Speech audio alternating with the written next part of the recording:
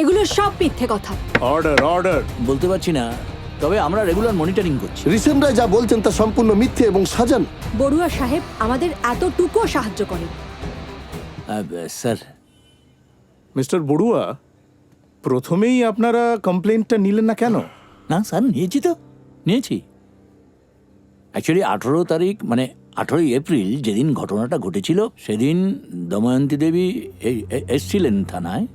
এসে ওনার বয়ান অনুযায়ী ঘটনাটা যখন ঘটে তখন ওনার এক বন্ধু ঋষান সে ছিল সাথে। তো আমরা বলেছিলাম ঋষানকে থানায় নিয়ে আসতে। তো উনি সেটা সুকৌশলে টুক করে পাস করে কাটিয়ে দিয়েছেন।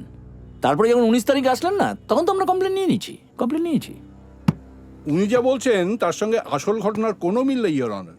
স্যার একদম। উনি যে জায়গায় নয়না মণ্ডলকে দেখার কথা বলছেন আর নয়না মণ্ডলের সাইকেল যেখানে পাওয়া গেছে, দুটো সম্পূর্ণ আলাদা জায়গায়, ইওর অনার। ফরেনসিক রিপোর্ট এখনো আসেনি কেন? না স্যার, অ্যাকচুয়ালি মানে ইউজুয়ালি তো 1 মাসের মধ্যে চলে আসে, কিন্তু এক্ষেত্রে লেট হচ্ছে কেন বলতে পারছি না। তবে আমরা রেগুলার মনিটরিং করছি, মানে কেসটা নিয়ে আমরা কোনো সময় ডিলে দিচ্ছি না স্যার। আগামী 48 ঘন্টার মধ্যে নয়না মণ্ডল কেসের ফরেনসিক রিপোর্ট কোর্টে দাখিল করবেন। Sure sir. তিলক দাসকে কাস্টাডিতে নিয়ে আপনারা জিজ্ঞাসাবাদ করেছেন? স্যার অ্যাকচুয়ালি উনি যে তিলক দাসের কথা বলছেন, সেই তিলক দাস সেদিন তার অফিসেই ছিলেন। সেটা আমরা ওর ওই জিপিএস ট্র্যাক করে আমরা ধরতে পেরেছিলাম, এবং তার ট্র্যাক রিপোর্টও আমরা জমা দিয়েছি স্যার।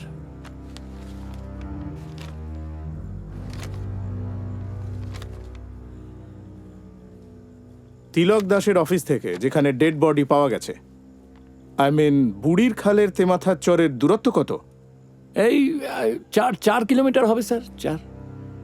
শুধু তাই নয়, ইওর অনার, মেডিকেল রিপোর্ট অনুযায়ী নয়না দেবীর মৃত্যু হয়েছে রাত 1:05 আর দময়ন্তী দেবীর কথা অনুযায়ী ঘটনাটা ঘটেছে 10টা থেকে 10:15টার মধ্যে, যেটা মেডিকেল রিপোর্ট সাপোর্ট করে না, your honour. Objection, your honour.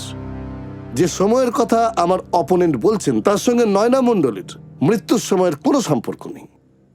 তাকে হাকিমপাড়ায় ধর্ষণ করা হয় এবং সেখান থেকে তাকে নিয়ে যাওয়া হয় বুড়ির খালে, সেখানে তাকে ফেলে দেওয়া হয়।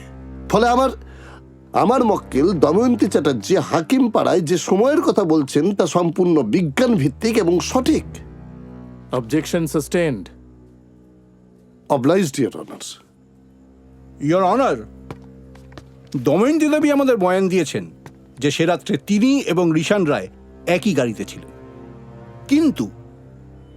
কিন্তু ঋষান রায় আমাদের বয়ান দিয়েছেন যে সে রাত্রে তিনি কিছু দেখেননি। ঋষান রায়ের বয়ান রেকর্ড করা হয়েছে? Of course, your honour. বড়ুয়া সাহেব নিজে তাকে ফোন করেছিলেন, ইওর অনার, এবং ওনার পারমিশন নিয়ে ফোন কলটা রেকর্ডও করা হয়। সেখানে ঋষান রায় বয়ান দিয়েছেন যে সে রাত্রে তেমন কিছুই ঘটেনি। Audio tape already submitted, your honour. Objection, your honour. রিসেন রায় যা বলছেন তা সম্পূর্ণ মিথ্যে এবং সাজানো। Objection overruled. Obliged, your honour. এগুলো সব মিথ্যে কথা। অর্ডার। আপনার কিছু বলার থাকলে উইটনেস বক্সে এসে বলুন।